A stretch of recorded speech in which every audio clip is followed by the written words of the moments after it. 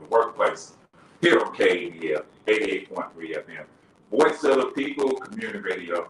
I'm your host for the workplace, Toney Orr, and as always, my vivacious, fierce co-host is in the studio, the Reverend Dr. Denise Donnell. Good morning, Denise. Good morning, Grand Rising to everyone. Just want you to know that the workplace is underwritten and sponsored by United Labor Union Local 100 for the people, by the people. I just want to thank everybody for tuning in this morning. You could be doing a lot of different things, but you're tuning in not only through over the radio, but I know live stream on Facebook and other media platforms tuning in this morning. So I just want to thank all of you for coming in and joining us this morning. Just want to remind you, KADF is a non-profit community radio station, one of only 12 in the country that are 100,000 watts. We sustain ourselves on donations, pledges, underwriting, and a few grants that we get throughout the year. But our biggest portion of what we finances that come from you, the listening audience. You are the people who help support KADF 88.3. And to that again, just want to remind you that you can pledge or give a donation to KADF 88.3 at any time. You can go to our website, www.kadf.org, and you can click the donate button. But while you are there, you can become a sustaining monthly member of KADF. Your monthly contribution goes to the sustainability of KADF 88.3. Just wanted to thank some of you who have, we still get donations in, we still get pledges in from our last pledge drive, so we really appreciate that. You can also send a check or money order to 2101 South Main Street here in Little Rock, Arkansas, 72206. You can also call 501-372-6119, and you can give your pledge over the phone. Or you listen to one of the 70 shows that we produce over the course of a week. You can call your favorite host, your favorite DJ, and give your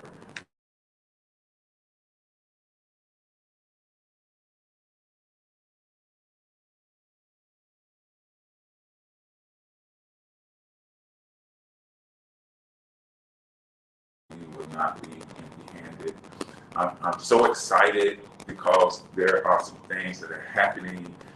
The equipment is on its way. It's been ordered. The money has been given. And once again, I'm going to, I may say this for a few more months. I just want to thank Just Talk Consulting, Reverend Dr. Denise Donnell, and Marcus Hunt and the Flow for the People Celebration. We would not be able to get this equipment that's on its way we're out there.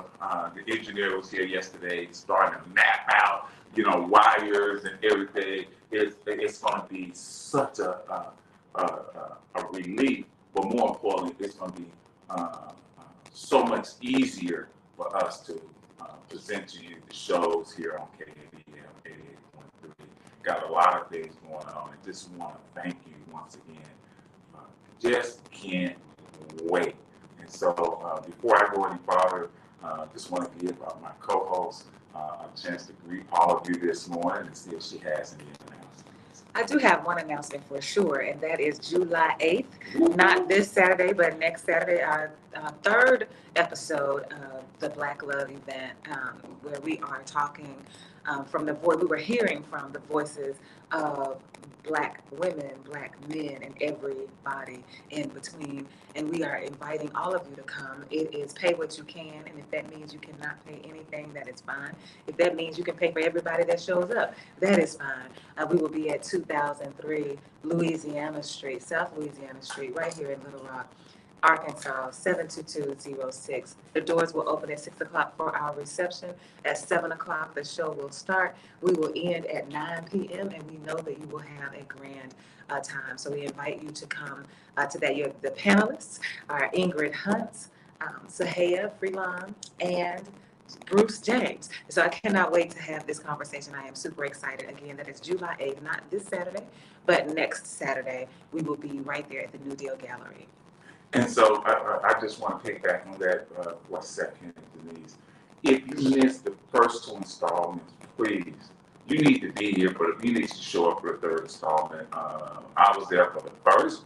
I was a part of the second. And now I can sit back in the audience and be a part of the third. But it's very interesting conversation. There's a lot of knowledge. There's a lot of things that come out of these the first two events, and I know it's going to happen in the third event. So please, please, please mark your calendars, clear your Saturday evening, and please come out to this event. It will be transformative in a lot of ways. So make sure that you show up. Also on July 8th, next Saturday is going to be a busy day for me. So next Saturday, July 8th.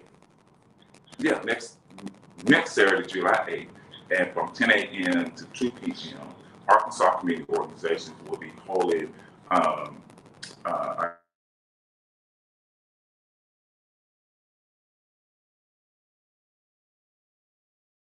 in helping people with Rent Arkansas Ministry United, also helping people with Medicaid, Medicare, also helping people with housing.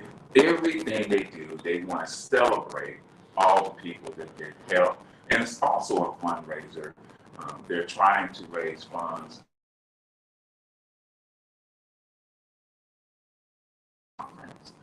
It's an event that is held every year in different cities, but it's where grassroots organizations come together to try to come up with ideas and ways to help push forward all the things that need to be done in this country. So it's going to be 10 a.m. to 2 p.m. at War Memorial Park. It's 10 a.m. to 2 p.m. at War Memorial Park. So please come. It's free. There's going to be music. There's going to be food. There's going to be drinks. Once again, we love the F word. It's going to be free. But also, while you're there, if you want to give a donation to Arkansas Community Organizations for the work that they do, and they do a lot of work. They're doing rallies, they're doing actions, they're doing so much for the people of Little Rock in the state of Arkansas. So please, please clear your calendar. On July 8th, you can have a whole day. You go to the event at War Memorial Park for ACO, Arkansas Community Organizations. You get some food, you dance, you have some fun. If you want to, you give a donation, and then you have enough time to get home, relax for a minute, and then get over to the Black Love 3 event. So it's going to be a great day on Saturday. So I do have a couple of more announcements, Okay. if that's okay. I know that we don't talk about them as much as we should, and that is my fault. I will carry that burden. I will be responsible for the fact that we have not spent as much time talking about our siblings who are incarcerated, or those who are formerly incarcerated like we used to. But we've got two of them who are out now. We used to talk about Brother Knowledge, Yeah. and we used to talk about Williams. Uh-huh. I got a note from Williams yesterday. He is finally out. Yay! And so both of them, I have been in conversation about me. One of the reasons that I have not talked about them as much is because I want them to share their own story. So we are in conversation about when it would be possible for them to come and serve as guests on the show so that you can hear from them out of their own mouths. We've been having conversations that I've just been holding close to the vest so that they can share for themselves. But I am super excited to announce that Williams is out. Brother Knowledge has been out for a minute, and we are just excited and hopeful that they will be able to show up and sit and just talk to us. And Malik, maybe we can get him to. So, what if we could get all three? Maybe Yes, that'd be great. Event. Yeah. Maybe we can create an event for them. Like, I just had that idea. So let's just wanted to announce that because it's something that we absolutely should celebrate. And all three of them, when they get out, the first thing that they want to do is just sit among family. They just want to love and be loved on. And so I just think that that's beautiful. The other announcement that I want to make is about Hotel. I got a call from him on Tuesday, I believe. Tuesday, as we were, he was calling and we were talking, and as usual, he's always asking about my mom. Like, he's not going to do anything without asking about my mom and making sure that she is okay, and helping to guide me in my caregiving uh, attempts, the way that he had to care for his father. So he's always helping me, giving me counsel, and offering me some suggestions and advice, and listening to me, and I really appreciate that. And one of the things that I found to be inspirational on one level is that in the midst of him asking about my mother and wanting to make sure she is receiving the very best care that she can, I found out that he himself is in need of care. And it was the day that we were talking, he was heading to the hospital to have his other leg amputated. And I just wanted to take a moment. I asked him, of course, if it was confidential, if he wanted me to share, and he gave me permission to share. And so I just wanted to take a moment to hold space for him, because I don't think he'll be out of the hospital until next week. But by now, that other leg has already been amputated, according to what he shared with me on Tuesday. And so I just want to be quiet and just sit with the fact that our sibling, our elder, our friend, the one that we love, um, is in the hospital, and now having to figure out a new way of living in his body. So if we could just be quiet for a moment, I would appreciate that.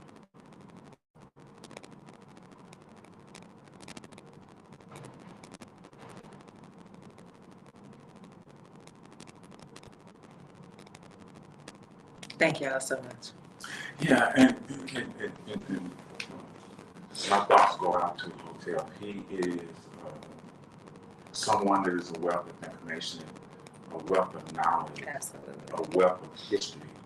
And I don't know about you, but one of the things that was ingrained in me growing up was that you listen to your elders, that you respect the elders, because um, there's so much that they have experienced and so much that they know that can benefit us in our journey through life. And the one thing I do admire about Hotel more than anything, he will call me, he will email me, he will call on our shows to let us know. If we say something that is wrong, he will correct.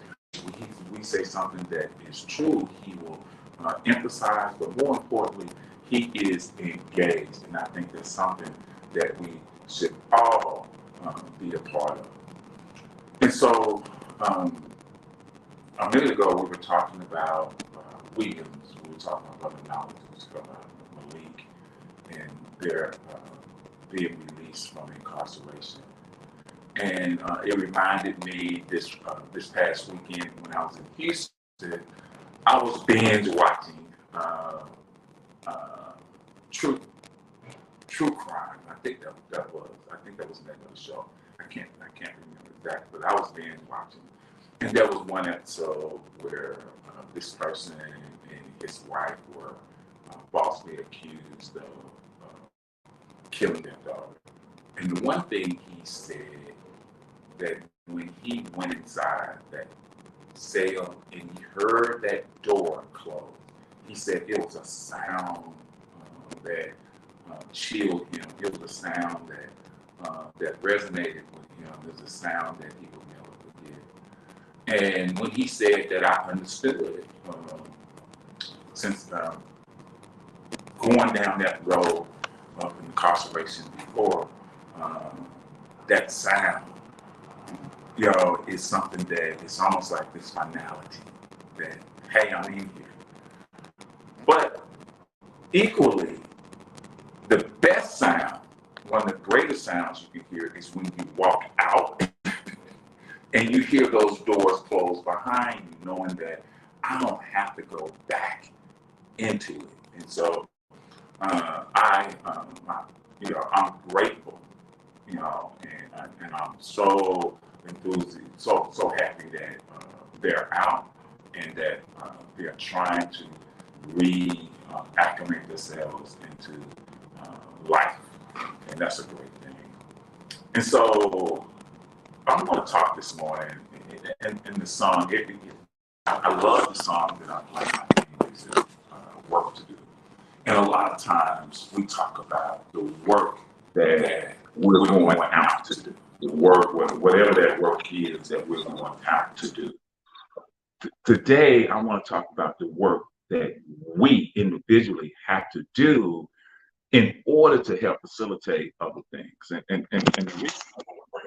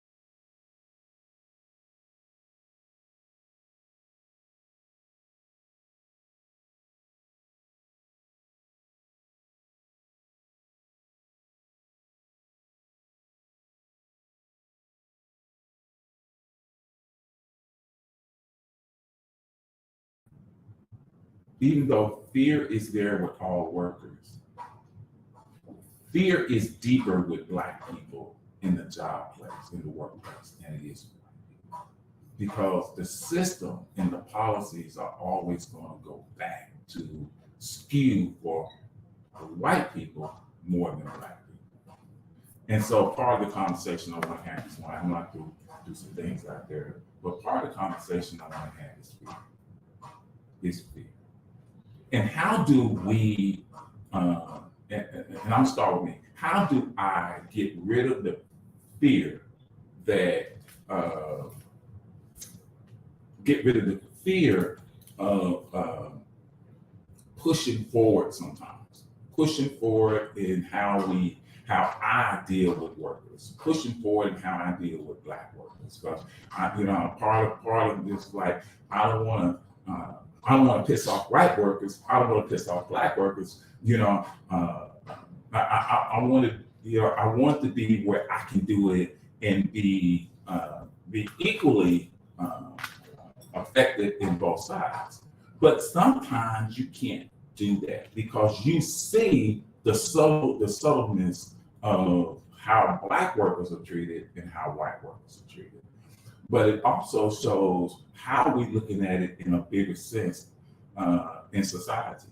We know that we're being treated differently, that black people are being treated differently than white people. We see that, but a lot of times we won't say anything because of fear. A lot of times we won't engage because of fear.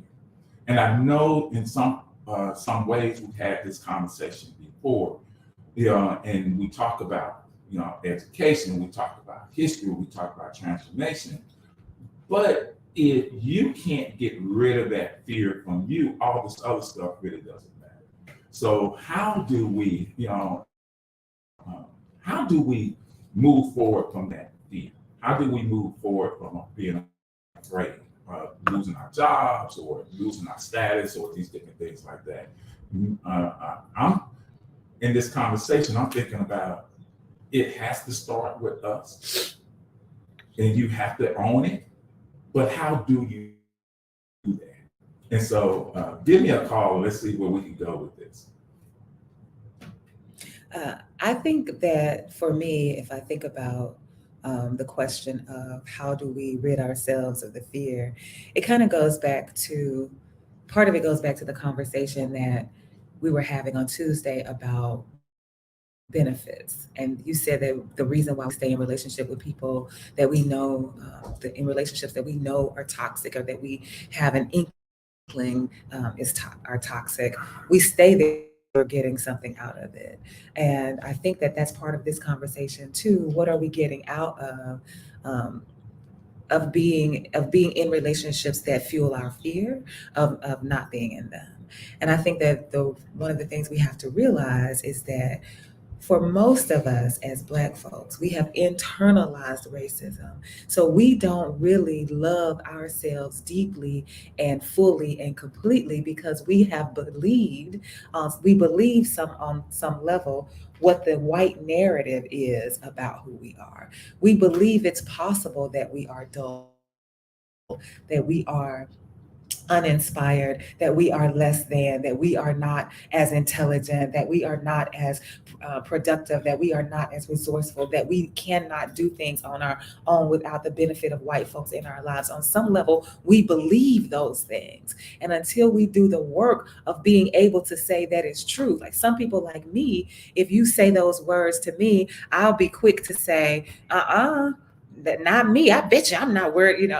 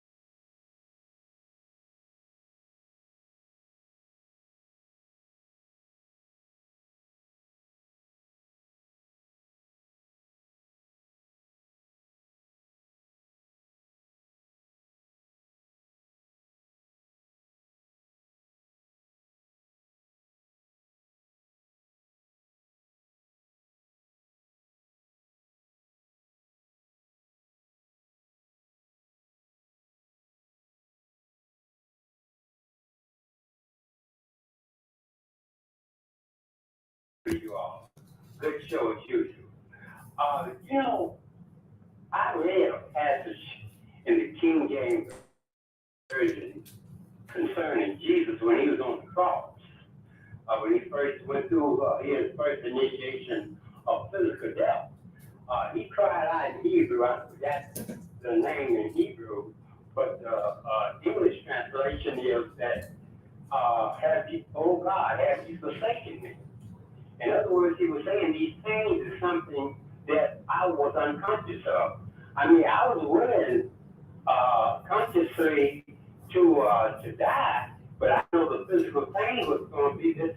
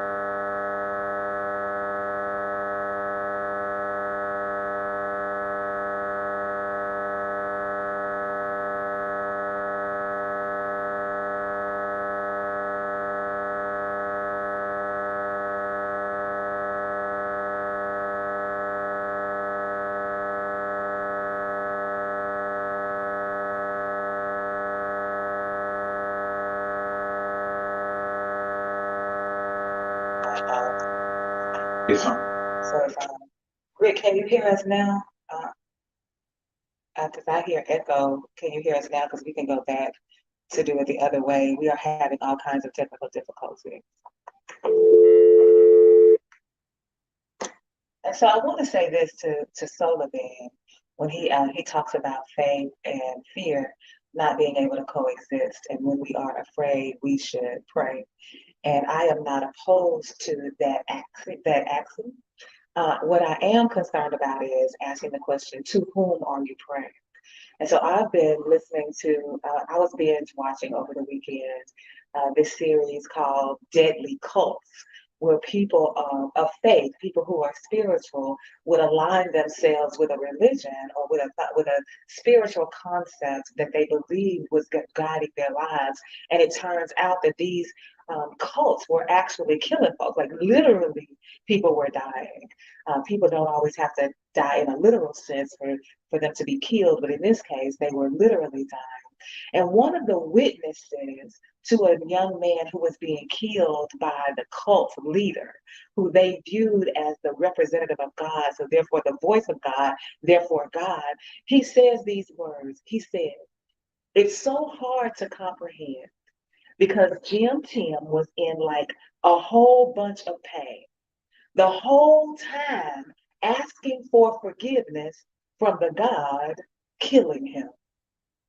I had to go back and screenshot those words as I was watching it on my computer because it made me think about Black folks in particular praising and worshiping and having faith in the God that has been interpreted for us as a white man's God. And we're always constantly turning to this God in prayer, in faith, and this is the very God that is killing us. And I thought those words were so powerful. So I agree that we should be faithful. I agree that faith helps. I agree that faith can transform. I believe that faith can heal. But we also have to have real conversations about whom we put our faith in.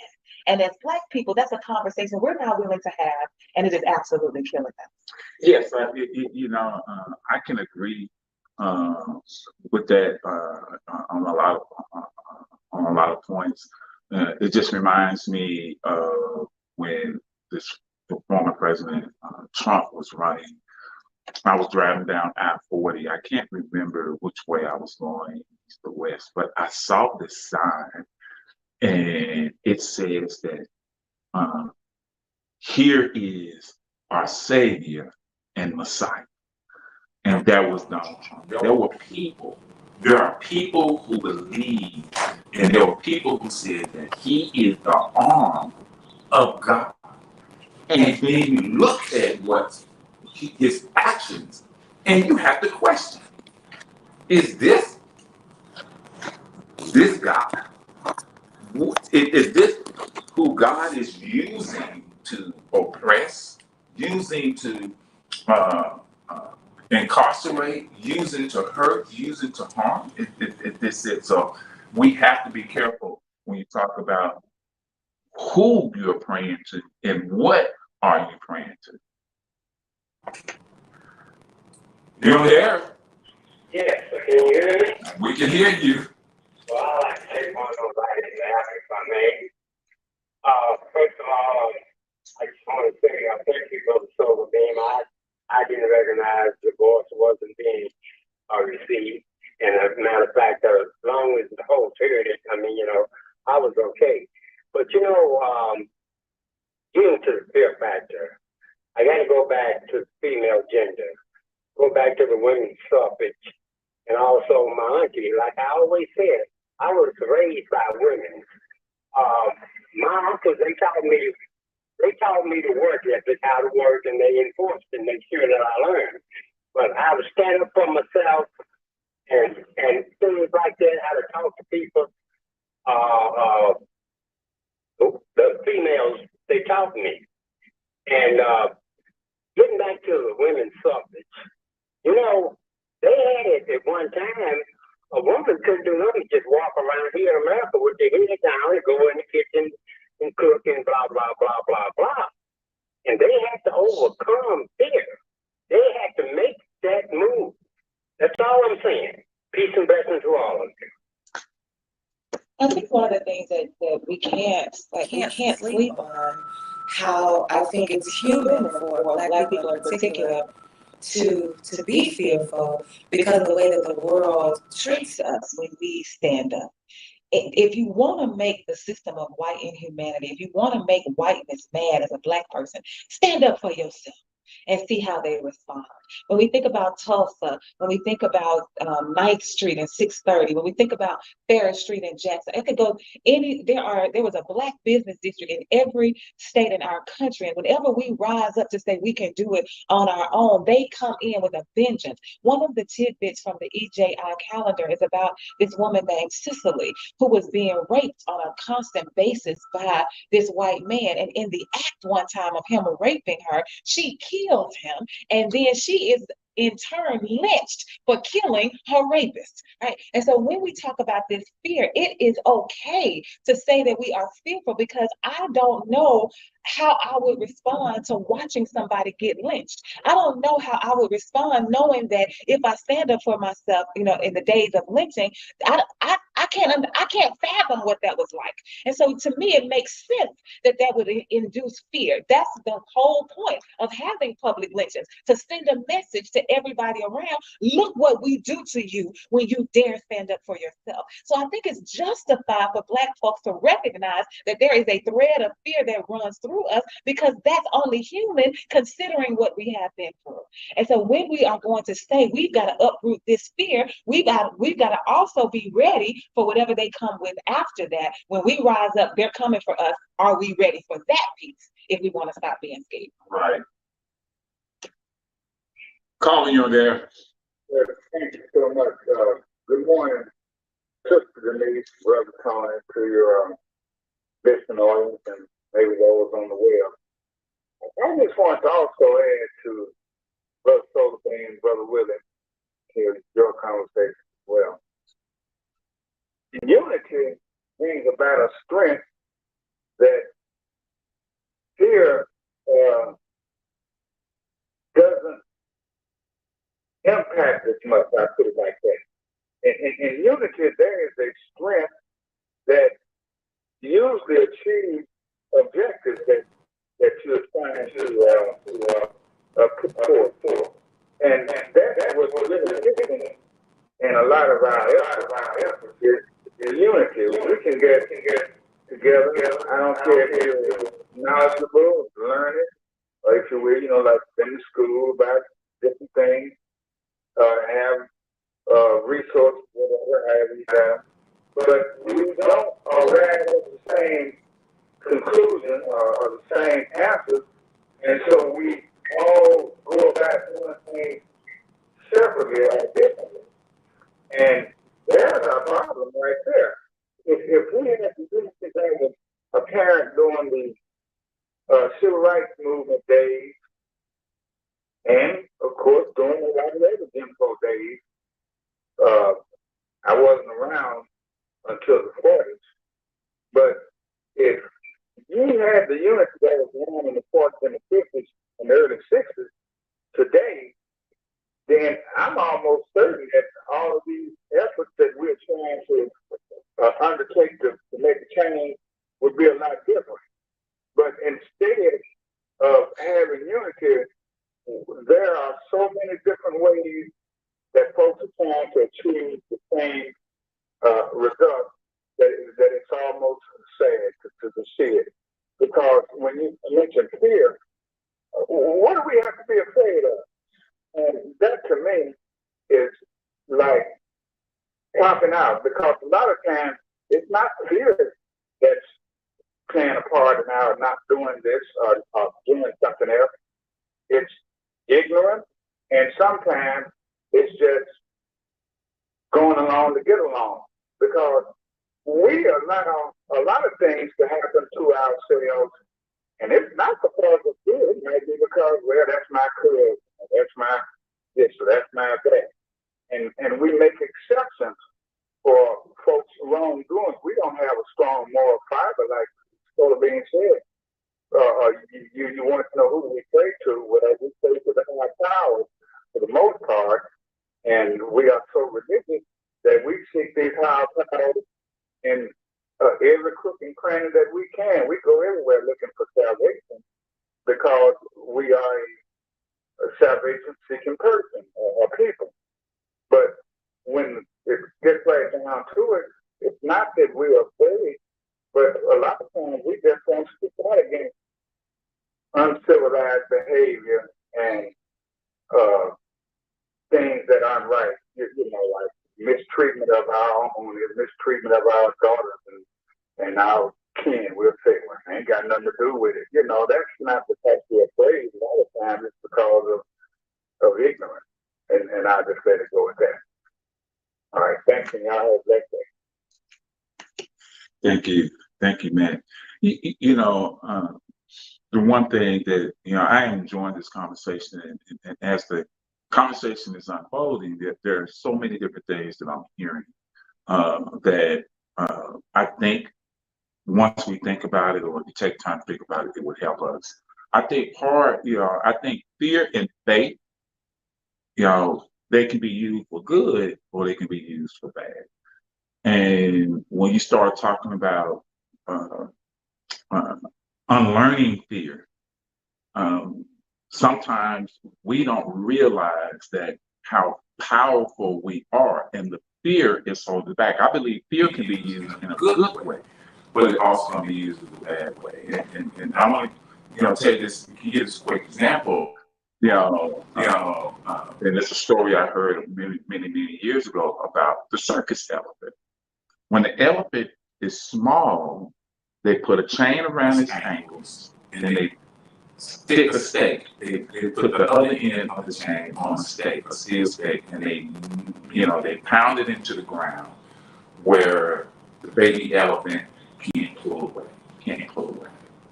So the elephant rolls and becomes this 5-ton animal, this 5-ton entity, and it never pulls at the stake because it learned that I cannot pull away. So whatever my condition is this where I am, and I can't do anything about it. And I look at that as Black people sometimes, and even with myself, because there are things that I was chained to, internalize, as we say, or happen. Sometimes, I feel like I can't pull away from it. And so it comes a time where you have to stop and realize, okay, why can't I pull away from this now? I'm not that child anymore. I'm not that that young person that didn't have the strength. But now I am big, I'm strong, I'm fierce, I'm intelligent. Now I can pull away and I can move. And I think that's part of what we were talking about, whether we talk about in benefits, what we talked about in retaliation, where we're talking about keeping our mouths shut. We are a big, powerful force. And if we don't understand, we have the power to pull away. We have the power to move forward. We have the power to think. Like my co-host Denise said, I don't care what you say about me when I step in the room. I don't care what you think. I'm not tied to the stake anymore. I can say what I want to say. I can move the way I want to move. And if you don't like it, then you have to deal with this 5-ton entity. And that's something, and I think that's something that we have to realize sometimes. Go ahead, caller. Yes, speaking of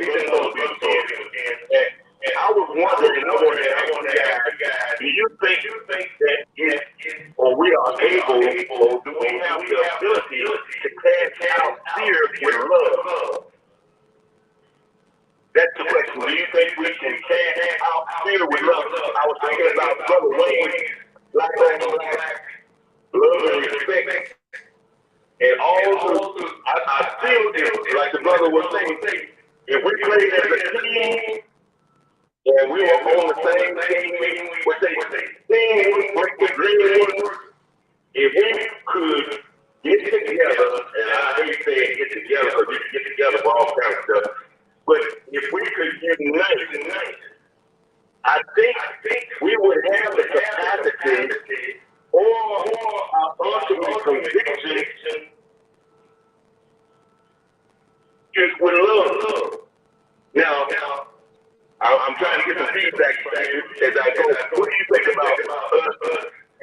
people being able to cast out fear with our love for one another. Okay, I get you off the air and we'll answer the question.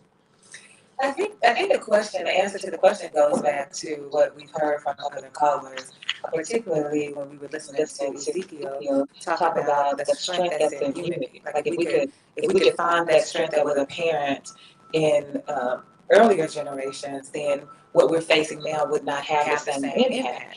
And when you talk about the crime, especially the crime that's in our own communities, why is it so easy for us to kill somebody? It's because you don't have any respect, going back to Brother Wayne, you don't have any respect for that life. Well, why don't you have respect for that life? Some of that is internalized. And so again, we're back to, I feel like, coming full circle to what you started us with. You've got to take some time to uproot what's happening in your own body before you can even begin to see how you are affecting other folks, so that you can live and love differently, and then we can cast out the fear. Even you can use love to cast out the fear, but right now, where is the love becomes the question. I think that's a song. Where is the love? Yeah, so.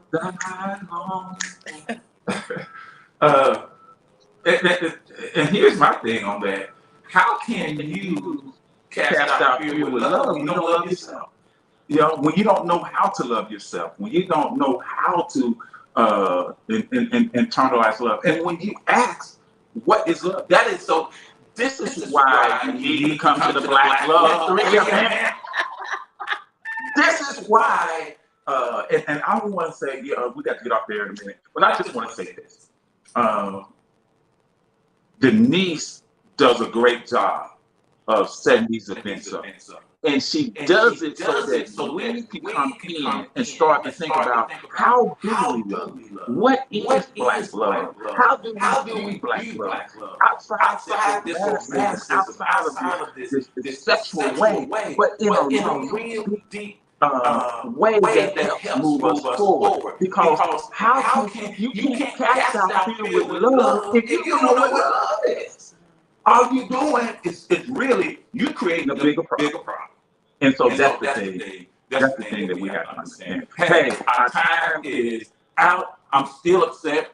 For some reason, somebody decided that they wanted our clock in the studio. And now I'm so used to looking up, so I'm running a little over.